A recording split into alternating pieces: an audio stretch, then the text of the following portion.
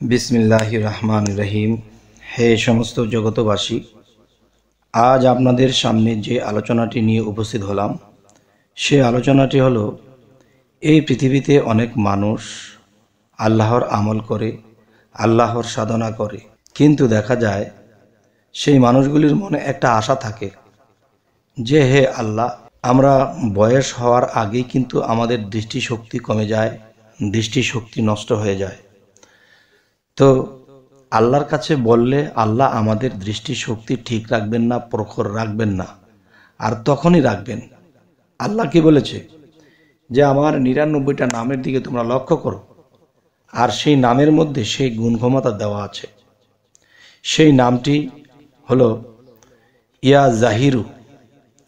ইয়া জাহিরু এই নামটি কখন কিভাবে পাঠ করলে আমাদের দৃষ্টিশক্তি যার কমে গেছে তার আবার ঠিক হয়ে যাবে, এবং যার ঠিক আছে তার ভবিষ্যতেও এই দৃষ্টিশক্তি ভালো থাকবে।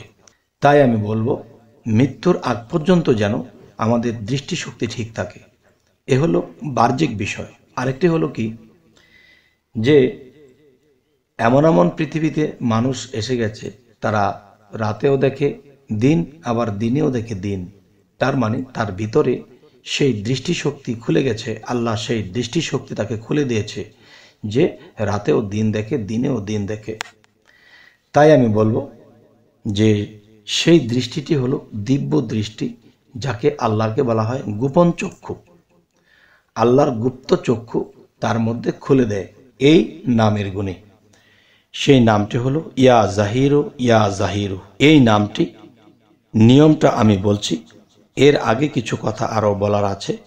সেটি হলো, দেখুন, যে আমরা এই পৃথিবীতে যতদিন বেঁচে থাকব একটা কাজ করতে হবে একটু কষ্ট করে, তাহলে আমাদের চরিত্রটাও ভালোর দিকে চলে যাবে। সেটি হলো, দেখুন, এই দৃষ্টি দিয়ে কখনো কুদৃষ্টি করতে পারবো না। এই দৃষ্টি দিয়ে কোনো মানুষের ক্ষতি করব না।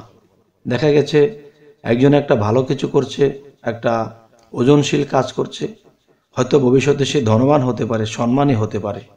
তখন আমার চক্ষু দিয়ে যখন এরকম কিছু দেখেছি, তখন আমার এই চক্ষু দিয়ে দেখার পরে আমার ভিতরে একটা হিংসার সৃষ্টি হয়েছে। তখন তাকে আমি ক্ষতি করার জন্য অগ্রসর হয়েছি। তখন যেই চোখের দৃষ্টিতে মানুষের ক্ষতি হয়, এরকম দৃষ্টি আমাদের দেওয়া যাবে না। যদি দেই তাহলে কি হবে? আল্লাহ বলবে, তোমাকে আমার সেই জাহিরু, ইয়া জাহিরু নামের গুণে আমি তোমাকে সেই দৃষ্টি দান করেছি। আজকে সেই দৃষ্টি দান করেছে কাউকে, বা কারোর দৃষ্টি ঠিক আছে, যার ঠিক আছে তার দৃষ্টি নষ্ট হবে, এবং ভবিষ্যতে যার দৃষ্টি আল্লাহ দান করবে, এবং সেই দৃষ্টি দান করার পরে যখন সে খারাপ দিকে দৃষ্টি করবে, তখন কি হবে? তখন আল্লাহ বলবে যে আমার নামের গুণে আমি তোমাকে দিয়েছিলাম, কিন্তু এখন আমি তোমাকে সেই গুণ থেকে তোমাকে বঞ্চিত করা হলো। তখন আপনার চোখ ঠিক আগের মতো হয়ে যাবে, দৃষ্টিহীনতা হয়ে যেতে পারে। তাই আমি বলবো যে আমরা আল্লাহর ইয়া জাহিরু, ইয়া জাহিরু এই নামের পাশাপাশি আমরা যে নিয়মগুলো পালন করব সেগুলো এখন আপনাদেরকে তুলে ধরছি। সেগুলো হলো, দেখুন, যে ব্যক্তি এশরাক নামাজের বাদে ৫০০ বার করিয়া এই নাম পাঠ করবে, আল্লাহ তাআলা তাকে অপূর্ব দৃষ্টিশক্তি দান করবেন। কথাটি আমি আবার বলছি, যে ব্যক্তি এশরাক নামাজের বাদে ৫০০ বার করিয়া এই নাম পাঠ করবে, আল্লাহ তাআলা তাহার অপূর্ব দৃষ্টিশক্তি দান করবেন। সুবহানাল্লাহ, আলহামদুলিল্লাহ।